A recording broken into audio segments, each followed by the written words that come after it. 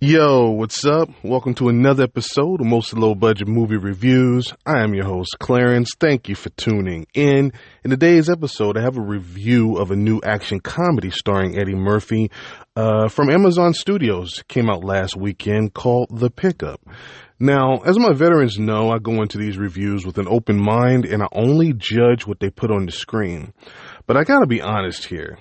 I have really low expectations for this. Eddie's movies have been a huge disappointment as of late. I just don't think his heart is really in the comedy world anymore. I mean, let's go through this real quick. Coming to America, super sanitized, less funny version of the original. You People, he plays the straight man in that, and it wasn't very funny. Candy Cane Lane is just terrible. Not even mention trying to break that one down.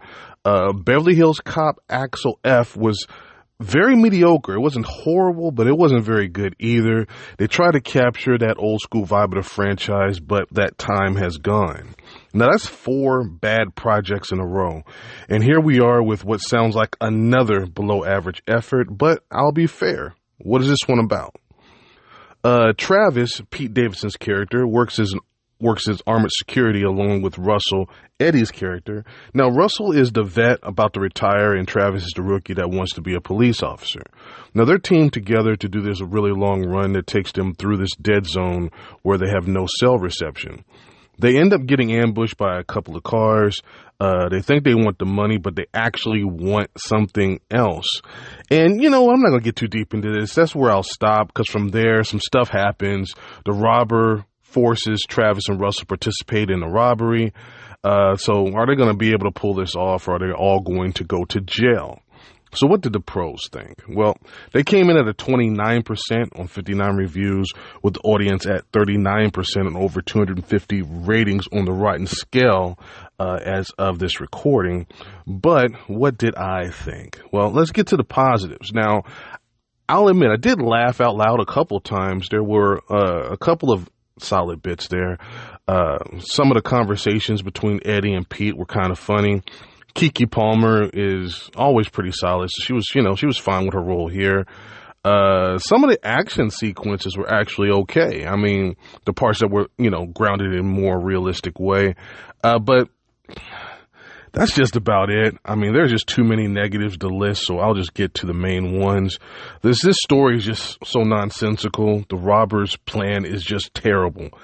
I mean, if it was like this, I would have pulled off a heist years ago if things really worked the way they worked in the movies. So let me get this straight. Sight unseen, these new guys show up at the casino to pick up $60 million.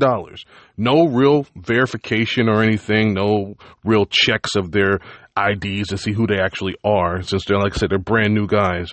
They just changed the sticker on the outside of the truck, and they scanned that, and that seemed to work, so okay.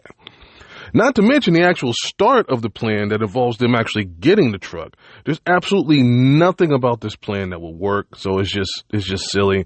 I don't want to harp on that plan too much. It was just, too dumb, and it just really irritated me, so I had to mention it here. Now I kind of need to rant just a little bit. This goes back to what I was saying about those Eddie Murphy movies that I named earlier. The major issue I have with all of Eddie's recent movies, he continues to make comedies where he plays the straight man mostly. Someone else does all the heavy lifting on the comedy side. And Eddie is a solid actor. I mean, he can do drama. So if he wants to be the straight man all the time, just do serious movies and just leave the comedy alone. When we see Eddie and they describe the movie as a comedy, we're expecting Eddie to be funny also. Not just insert one-liners every once in a while or here or there, delivering that straight line. So it's disappointing. He's just wasting his comedy chops in these paint-by-numbers, boring movies where he doesn't get to be the funny one. This is very poorly written with the most obvious and generic punchlines as well. This just wasn't any good. Another Prime movie that was just phoned in. And I don't know what the deal is with Prime, Amazon Studios. That last one with Ice Cube, War of the Worlds, these are 2 Amazon originals that have just been horrible recently. And here it's a shame because the cast is solid, but they really can't elevate this really bad script. I mean, it's just really bad. I will put this one right at a 30% to stay consistent on the rotten scale.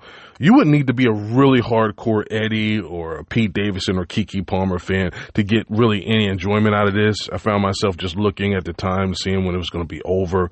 Yeah, you could definitely skip this one. With that being said, I'll close it out right here. If this is your first time, don't make it your last. This has been a Podbean production, mostly low-budget movie reviews with Clarence. Thanks for the support. I appreciate it. Thank you for tuning in. And I see you guys going over and checking out the YouTube channel, Low Budget Movie Reviews with Clarence. I definitely appreciate that. And don't just check it out. Go ahead and give me a like and a subscribe and maybe a comment as well. That'd be great if you guys could do that for me. I definitely appreciate you guys. Again, I do stuff over there that you don't get over here. So definitely go ahead and stay here, but also go over there. I appreciate you guys, and I will see you next time. Peace.